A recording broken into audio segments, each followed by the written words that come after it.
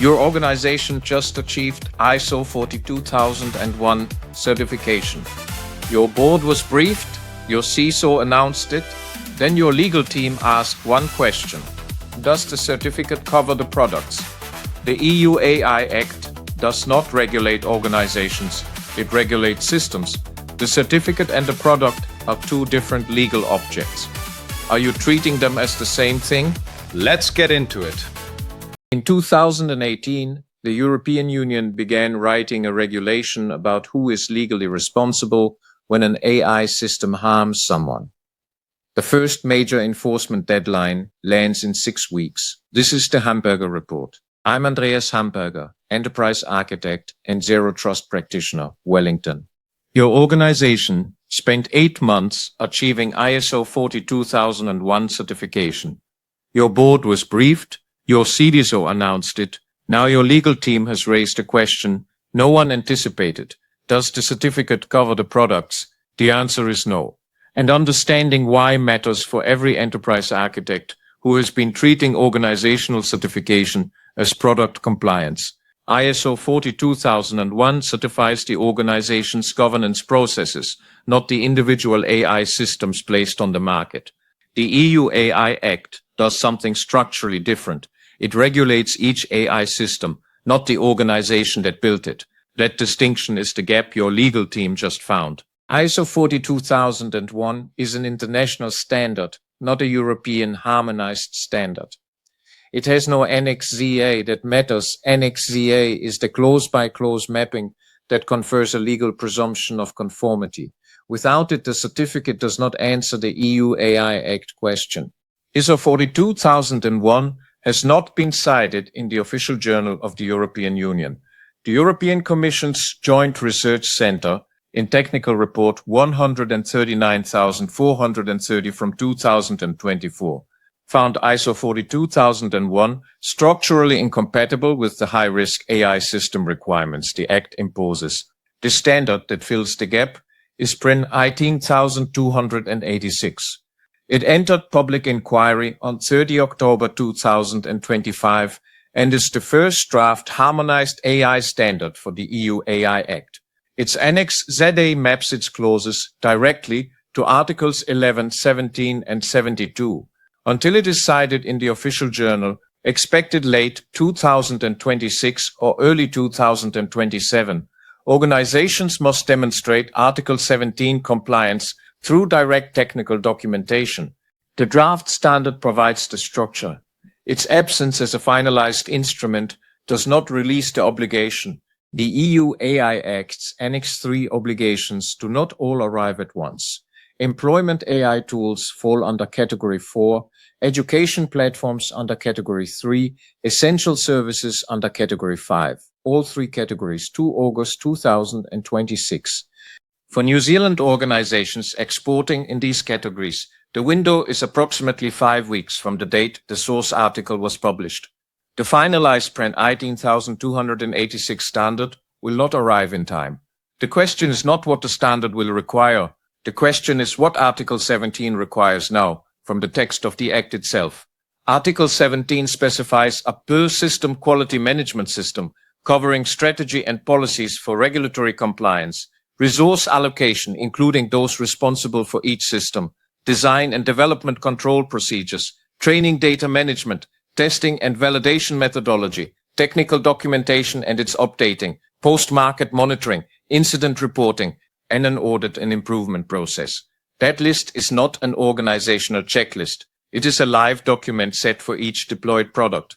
A NZHR technology company with 4 employment AI tools has 4 Article 17 obligations, not 1. This series is your architecture companion for navigating that obligation. Free as in Theft launches on this channel Friday 28 August 2026, covering sovereign open source infrastructure that is also an EU AI Act story. Article 72 is where the architecture argument lives. Post-market monitoring requires providers to actively and continuously collect, analyze, and act on performance data throughout a system's operational life. Article 73 makes the operational tempo explicit. Critical infrastructure incidents within 2 days. fatalities within 10 days. These timelines require monitoring infrastructure that is continuously active, with alerting and escalation workflows built into the operational environment. You cannot meet a 2-day reporting window by reconstructing audit logs after the fact. The monitoring must be pre-operational, not post hoc. The United States arrived at the same conclusion through a different regulatory logic. National Security Presidential Memorandum 11, signed on 5 June 2026, defines controllability as the ability to monitor the operation and outcomes of a system and take corrective action as needed. Two major regulatory frameworks on opposite sides of the world have independently concluded that AI conformity is a runtime property, not a filing date. The 4-layer continuous conformity architecture is the deployable starting point. Layer 1, system identity and registry. Layer 2, governance documentation set. Layer 3, operational telemetry. Layer 4, incident response and reporting. Each layer is independently deployable. Together they address the core Article 17 and Article 72 obligations. The three major agentic control planes each provide continuous monitoring. None of them solves Article 72 at enterprise scale. Who did what, through which agent, on whose behalf last Tuesday? That question requires joining audit trails no single hyperscaler unifies. For an organization that deploys agents across AWS, Google, and Microsoft, the Article 72 post-market monitoring question requires joining audit trails across CloudWatch, Cloud Logging, and Sentinel. No hyperscaler provides cross-cloud audit unification. This is an enterprise architecture problem that lives above any single vendor's platform. The cloud-agnostic aggregation layer is the architect's responsibility to design. What this means for sovereign capability. Continuous conformity is a sovereign capability in defense and dual-use terms.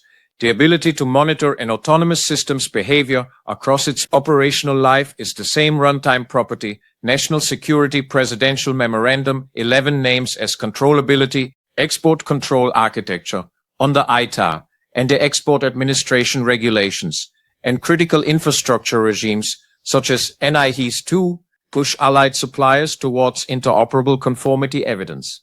For a New Zealand firm building AI into systems allied partners depend on, that evidence is the condition of staying in the supply chain.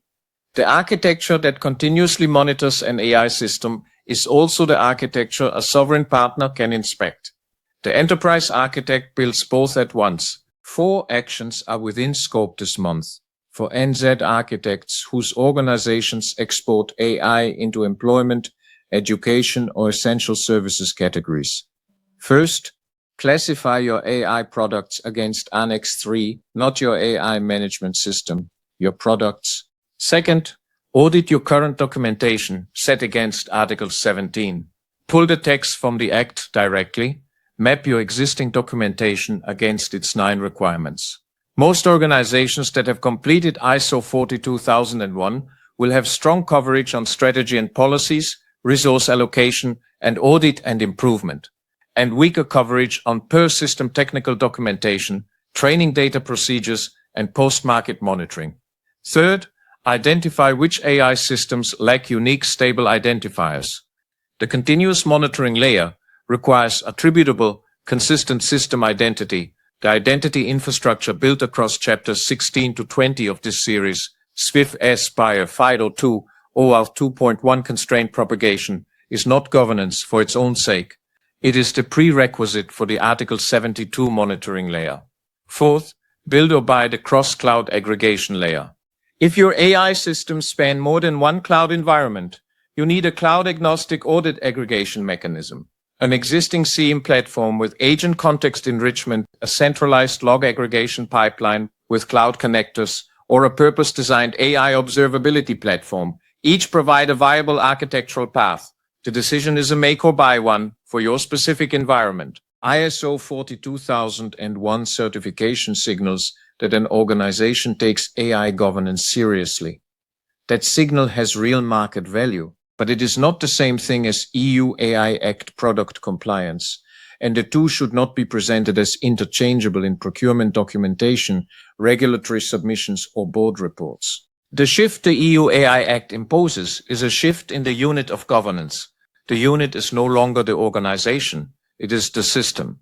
Every high-risk AI system requires its own documented governance record, its own testing evidence, its own performance monitoring, and its own incident response pathway. That record must be live, not static. The monitoring must be continuous, not periodic. The enterprise architects who build this infrastructure now are not ahead of the regulatory curve. They are within it. The architects who present the certificate as the answer to the Article 17 question will be explaining the gap to their legal counsel before the year is out. If you are already building continuous conformity infrastructure above your identity layer, drop what you are seeing in the comments. The question your peers have not answered yet: at what point does your monitoring layer become evidence you can hand to a regulator, not just logs you can search yourself? That is the Hamberger report for today. If this was useful, subscribe and hit the like button. It helps more professionals find the channel. You will find links to everything we covered in the description below. I am Andreas Hamberger, and I will see you tomorrow.